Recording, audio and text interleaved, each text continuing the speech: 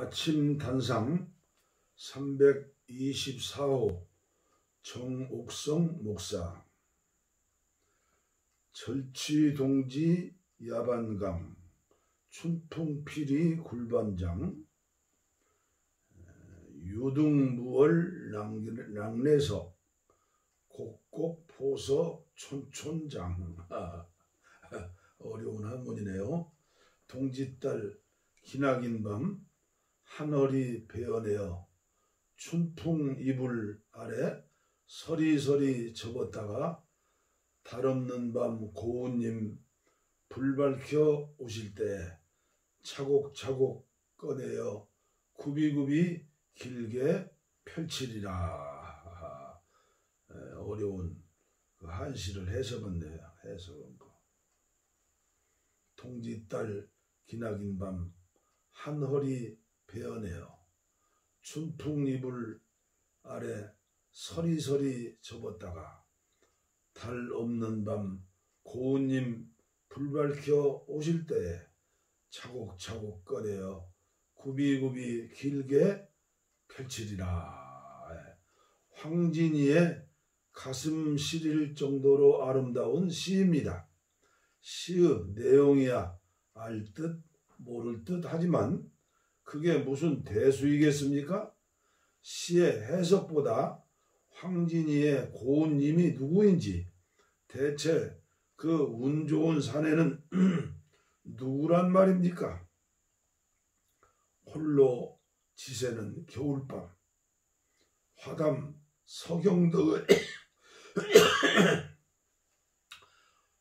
서경덕을 그리는 황진이는 막막한 외로움에 잠을 못 이룹니다.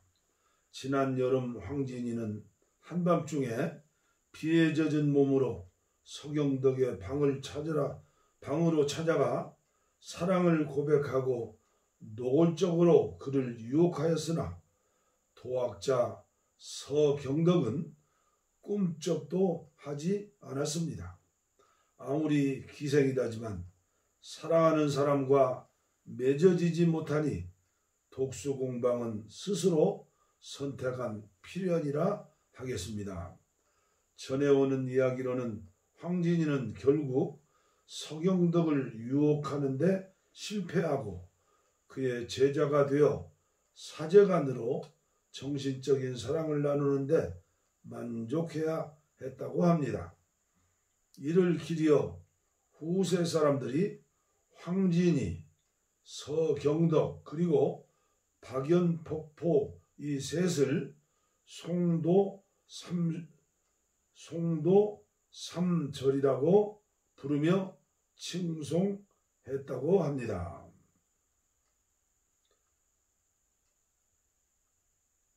일 년 중 밤이 가장 긴 동짓달의 밤은 길고도 시립니다. 긴긴 겨울밤을 홀로 보내면서 사랑하는 님과 함께 할 그 시간을 간절히 기다립니다.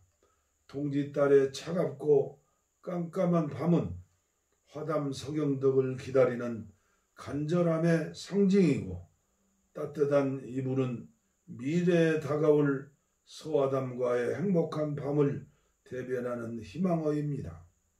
지금은 비록 동짓달의 막막한 시간이지만 이 시간을 잘라 간직해 두었습니다.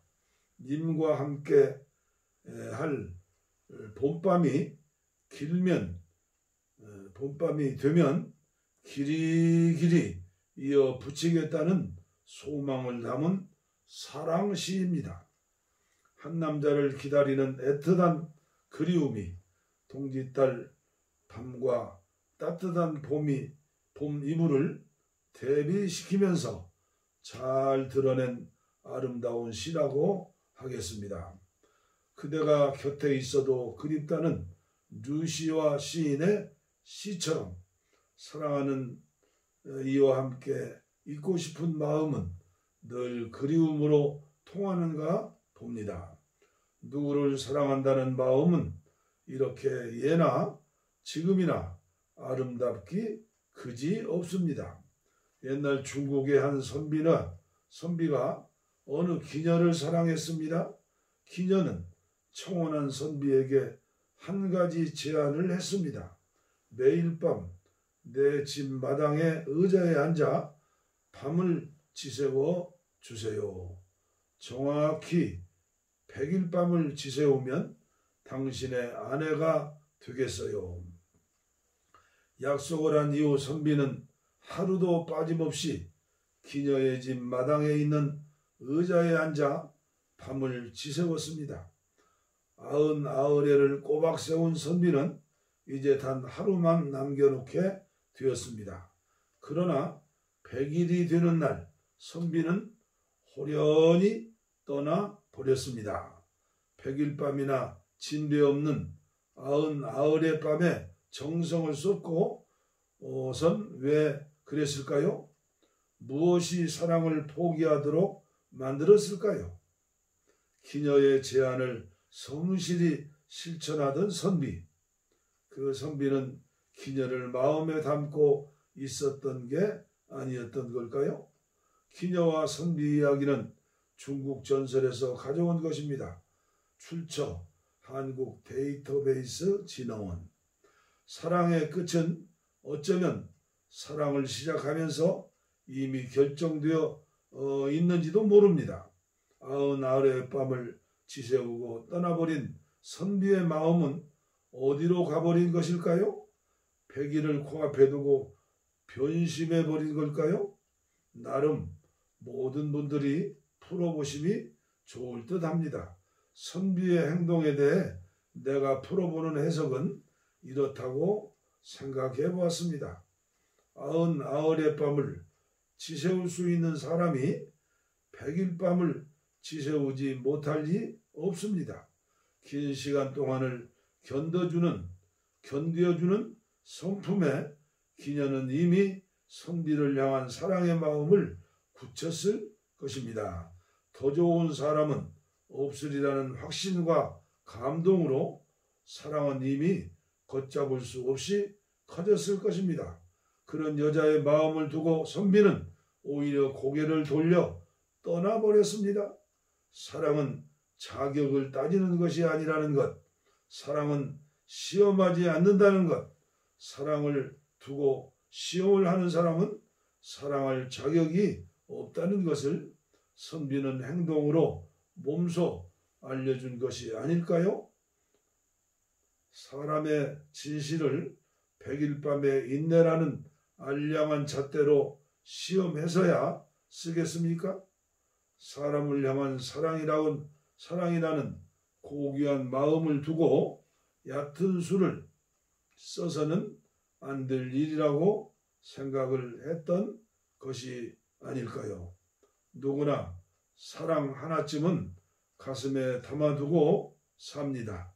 그래서 사랑에 대한 정의는 인류의 숫자만큼이나 다양할 수밖에 없다고 생각합니다. 사랑을 사랑으로 받을 줄 알고 배려를 고맙게 느낄 수 있는 것은 공감할 줄 아는 인간의 매우 소중한 능력입니다.